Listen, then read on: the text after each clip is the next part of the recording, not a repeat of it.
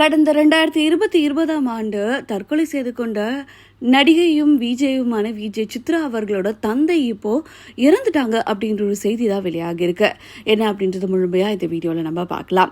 2020ஆம் ஆண்டு நடிகை சித்ரா அவர்கள் தற்கொலை செஞ்சுட்டாங்க, அது ஒரு ஹோட்டல் ரூம்ல அப்படின்ற மாதிரியான சில தகவல்கள் வெளியாச்சு. அந்த தகவல்கள் ஒரு மிகப்பெரிய சோகத்தையே ஏற்படுத்துச்சு அப்படின்னு சொல்லலாம். அதுக்கு காரணம் அவங்களோட கணவர் அப்படின்னு சொல்லப்பட்டது. ஆனா இது தற்கொலை இல்ல, கொலைதான் அப்படின்னு சித்ரா குடும்பத்தினர் எவ்வளவோ போராடியும் அவங்களுக்கான நியாயம் கிடைக்கல அப்படின்னு சொல்லலாம்.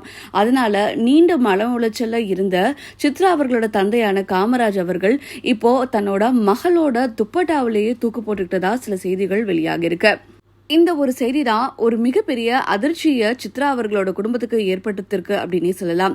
சித்ரா அவர்கள் 2020ஆம் ஆண்டு மரணம் அடைஞ்சாங்க. இப்போ அவங்களோட தந்தையும் இறந்துட்டாங்க. அவங்க அம்மா என்ன பண்ண போறாங்களோ, ஏன் இந்த குடும்பத்துல இப்படி நடக்குது அப்படின்ற மாதிரியே பலரும் அவங்களோட அனுதாபங்களை இந்த குடும்பத்துக்கு தெரிவிச்சிட்டு இருக்காங்க.